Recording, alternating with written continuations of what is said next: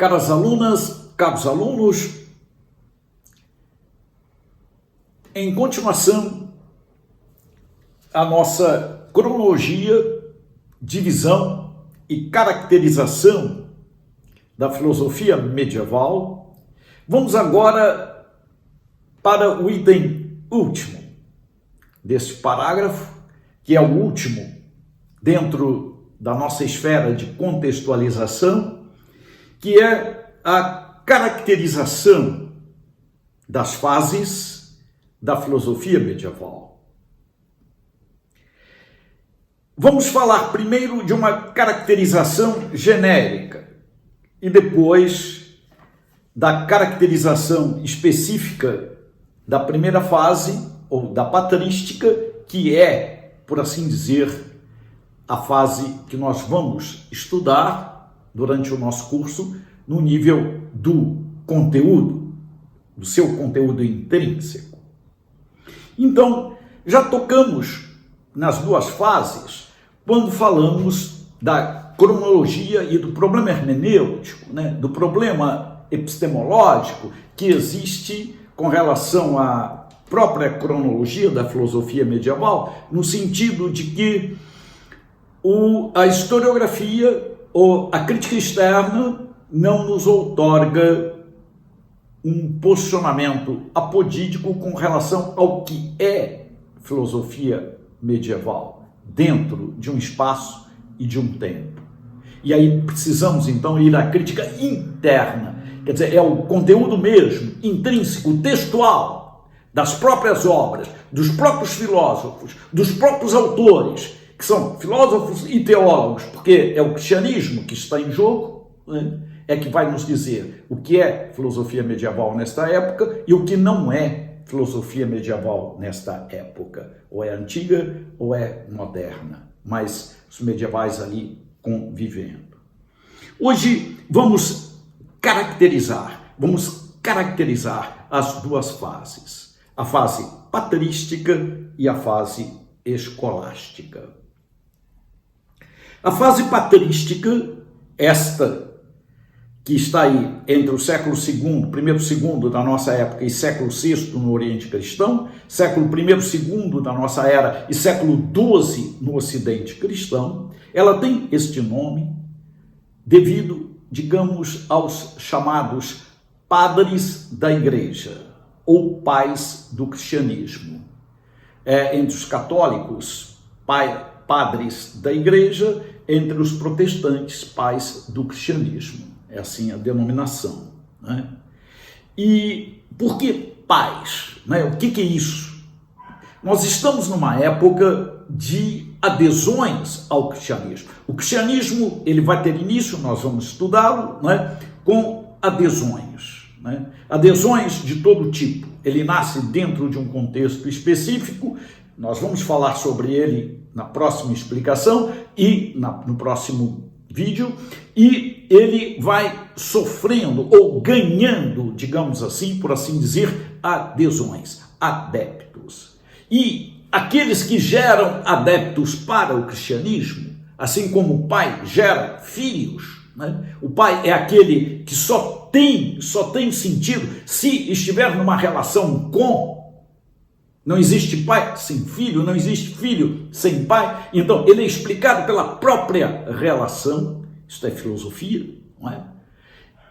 Em se tratando do cristianismo, a mesma coisa, por analogia. Então, são pais por analogia. São pais por, digamos, influência, nesse sentido, não é? Geram filhos para o cristianismo. Então, os pais da igreja são estes, mas que dentro da filosofia, da história e da teologia, nós vamos ver que eles estão aí dentro, tanto da filosofia quanto da história, quanto da teologia, e pressupõe, digamos assim, a história até sobre a filosofia e a teologia, mas estão juntos. Não há filosofia sem história aqui, não há história sem filosofia, não há teologia sem filosofia, não há filosofia sem teologia, mas pressupõe esta relação. São autores que implementam esta relação, são escritores que implementam esta relação. Relação de convívio, relação de aprimoramento, relação de educação, relação de configuração, relação que muitas vezes se dá em querelas, em brigas, né? E grandes discussões. Então, é por aí. Relação que nós vamos ver que estão dentro de um contexto muito específico. No século XIX, os autores alemães inventaram outro nome, né, para esse tipo de relação, né, mas num contexto bastante específico, que é um contexto da história e da teologia, e chamam patrística de patrologia. Patrologia e patrística às vezes são sinônimos, às vezes, no sentido seguinte: patrologia é o estudo dos padres da igreja, é o estudo dos pais do cristianismo. Existem grandes autores aí que vão trabalhar isso, né, do ponto de vista, digamos assim, de obras, né, obras complexas. Nós temos aí uma obra traduzida para o inglês e para do alemão, mas traduzida para o inglês e o espanhol, que é o Quasten, Johannes Quasten, Patrologia, né, Patrologia, que é, digamos assim, um manual de patrologia dos padres da igreja, né. Temos outros autores assim, Altaner, por exemplo, que está traduzido aí nas edições paulinas, também é um compêndio, digamos assim, né, sobre os padres da igreja, né? Tanto um quanto o outro pode ser visto assim. O Quasten, naturalmente, é o mais completo, né? Qual é a diferença de patrologia para patrística, né? Bom, a patrologia, ela enfoca mais o estudo dos padres, né, sob o ângulo da história e da teologia e da literatura. É mais ou menos isso, quer dizer, a literatura dos padres é uma história da literatura dos padres, por onde passa a teologia e às vezes a filosofia também. Claro, a filosofia e a teologia estão aí embutidas, né? Mas o enfoque é o enfoque, digamos assim, histórico-literário. Ao passo que a patrística, ela é um pouco mais ampla, ela é mais ampla, não é? Existe, por exemplo, uma patrologia latina, existe uma patrologia grega, existe uma patrologia oriental, ok? Agora, não existe uma patrologia filosófica, isso não existe. Uma filosofia dentro da patrologia não é a denominação para isso. A filosofia é sempre patrística. A teologia pode estar dentro, sim, da patrologia ou da patrística, é a mesma coisa. Por isso que é bem sutil essa diferença entre essa patrologia, que é configurada, que é dada como terminologia pelos alemães, não é? E que depois se estende, digamos, né, na França também, na Bélgica, neste mundo, digamos assim, das grandes fontes, né, da patrologia, para a patrologia, e, digamos, né, vai se estendendo aí ao longo da história. Mas patrologia e patrística são, às vezes, sinônimos e às vezes se distinguem. Quando se fala em filosofia, prefiro chamar de filosofia patrística, não é? Com relação às fontes, elas são, digamos, muitas. No século XIX, houve uma tendência o século das enciclopédias, é um século enciclopedista, não é? Querer fechar. Então, as primeiras grandes coleções de patrologia começam no século XIX. E nós temos uma, né, extremamente importante, digamos assim, pela qual todos nós passamos, que é a chamada coleção do Minne. Essa coleção do Minne é tremendamente importante e foi no século XIX, uma coleção fechada, né? Fechada. É um estudo crítico dos padres, que advém dos chamados beneditinos maurinos. Os beneditinos maurinos trabalharam, né, nesta coleção durante anos a fio, e depois se estabeleceu o Minne como sendo a última coleção, digamos assim, né, de textos patrísticos ou de textos de patrologia. Os autores todos, latinos, gregos e alguns orientais, mas sobretudo uma patrologia grega e uma patrologia latina. Oriental acho que não existe aí ainda. Depois viu-se que não se pode absolutamente fechar os estudos todos patrísticos dentro de uma coleção única. Então, paulatinamente foi se criando, né, uma outra coleção e depois mais uma outra coleção, depois mais outras coleções, mas tem uma que é enormemente importante e a última coleção de textos patrísticos, patrologia. Essa tem uma chave grega, uma chave latina e uma chave oriental. E ela é uma coleção aberta, não é uma coleção fechada. Viu-se, sobretudo, que não se pode proceder assim em se tratando da patrística ou da patrologia, porque é um mundo, é uma floresta amazônica, é uma Antártica, se eu posso assim dizer.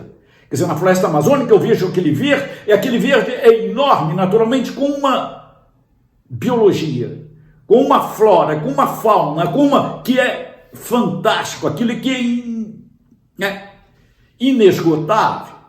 É assim também a patrística. Quer dizer, eu tenho uma ideia, né? A ideia do verde na floresta amazônica, a ideia do gelo na Antártica, mas o que tem ali, é enormemente, é incomensurável, não dá para medir. Então, esta é, digamos assim, este é o aspecto mediante o qual esta coleção nova foi implementada no século XX e que ela vem se estendendo. Chama-se Corpus Christianorum, o corpus dos cristãos. É uma coleção que é feita na Bélgica, é estruturada na Bélgica, com, digamos, patrólogos, né, naturalmente, do mundo inteiro, né, com textos críticos, edições críticas de textos que são fundamentalmente os textos grandes, dos grandes autores. Então é uma grande coleção. É claro que se o texto existe no Corpus Christianorum, a preponderância é usá-lo, é usar o texto do Corpus Christianorum.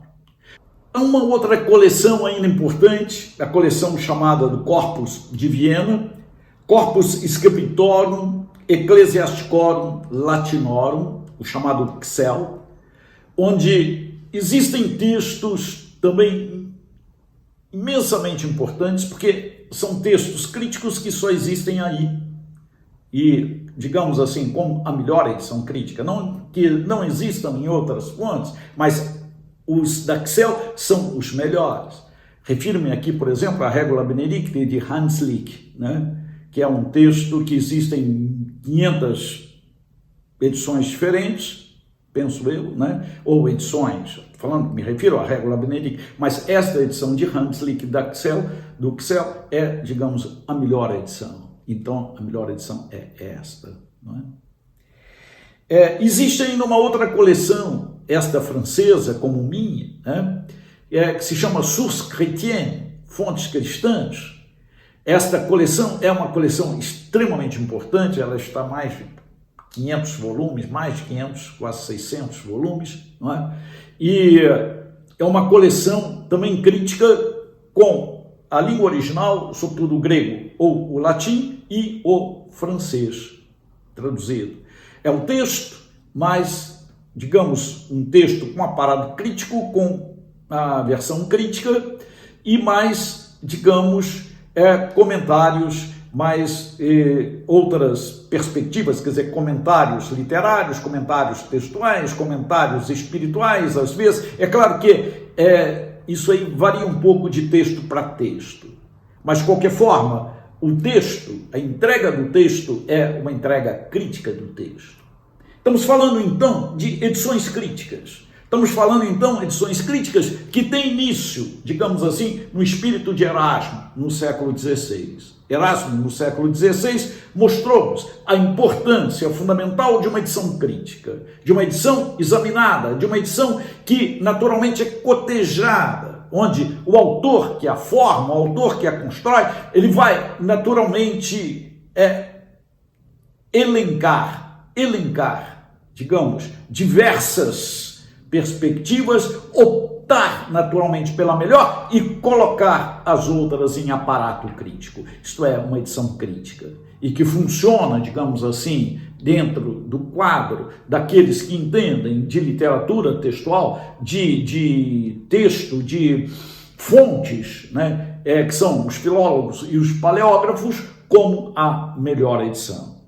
Então, as fontes, os padres, existem aí dentro. E é extremamente importante saber que é assim. Estão dentro dessas coleções e destas coleções que são extremamente importantes. Então, estas são, digamos assim, as fontes da patrística ou da patrologia. Escolástica é uma outra fase que se inicia na história da filosofia e a partir de Carlos Magno e de toda uma legislação que tem início aí em 787, no século VIII, final do século VIII, chamadas leis capitulares.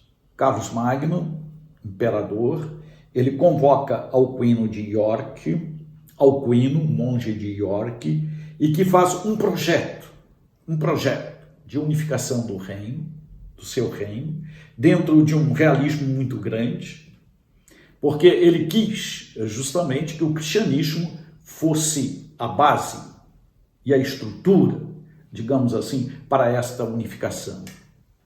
O que fazer? Ir onde está o cristianismo. Este é o realismo com o qual Alcuino de York teceu o seu projeto. Onde a cultura cristã estava? Nos mosteiros, nas catedrais e nos palácios. E ele, com as leis capitulares, instituiu que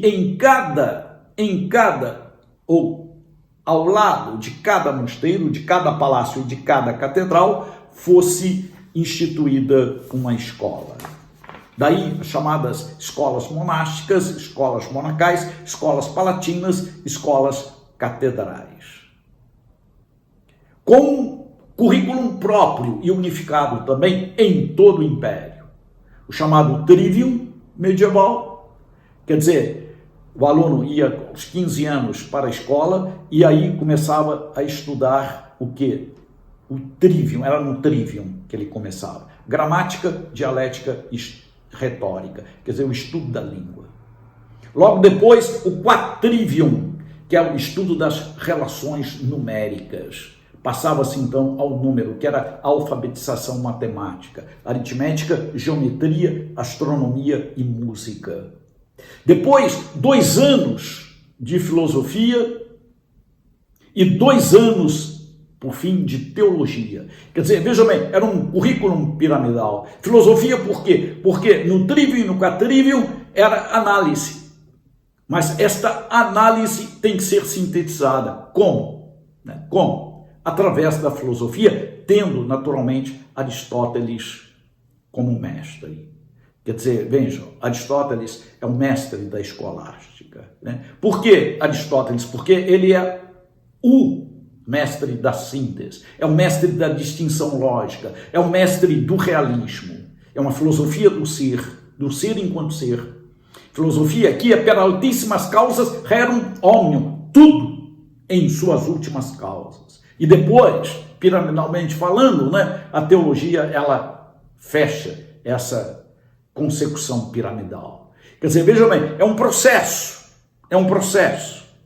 e um projeto, é um projeto processual com cabeça, corpo e membros, com uma finalidade, naturalmente. Sob esse aspecto, ele é tremendamente realizável, naquele mundo que era o mundo da Idade Média, naquele mundo que era o mundo medieval. Dessas escolas, daí vem escolástica, foram saindo, digamos assim, tendo consecução as primeiras universidades no mundo. É da escola medieval que nascem as universidades. Naturalmente, com as disputas, as disputações, os graus, e o exercício, justamente, da dialética na argumentação. Quer dizer, a argumentação é a dialética, a retórica e dialética estão intrinsecamente presentes. Quer dizer, aquilo que se aprende num primeiro momento é também aquilo que vai ser, digamos assim, um instrumento para a consecução dos graus num nível naturalmente muito elevado, posterior. E aí vamos ter os grandes autores, extraídos muitas vezes das ordens religiosas, a ordem dominicana, a ordem franciscana, os grandes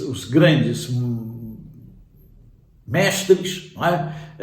Digamos assim, de teologia e de filosofia, e, digamos assim, os grandes debates, né? Questões disputate, questões quodlibetales, e aí vamos, né, através das consecuções, né, de debates, os grandes escritos medievais também, as grandes súmulas, os grandes compêndios, as grandes obras, né, digamos assim, de filosofia e de teologia medieval, né, com grandes autores. Falo aqui em Tomás de Aquino, falo maior, digamos assim, né, mas tantos, né, Alberto Magno, que foi seu mestre, então, e tantos outros, né, a lógica de Pedro Abelardo, né, e poderia citar aqui uma dezena de nomes, né, que são, digamos, da escola franciscana, né, Duns Scotus, né, Scoteriuja, né, uns um pouco diferentes dos outros no modo de argumentar, uns levando em consideração mais, digamos assim, um pouco mais o neoplatonismo e menos Aristóteles,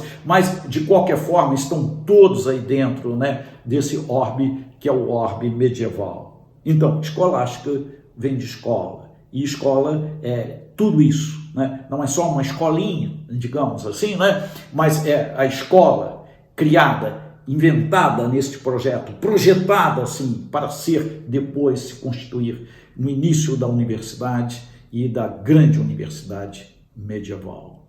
Mas este projeto escolástico é o projeto, digamos, da História da Filosofia Medieval 2, que é ministrada na Universidade Federal de Juiz de Fora pelo professor Pedro Calixto, é um outro professor que vai implementar esse estudo com vocês. Caracterização, então, está feita. Muito obrigado.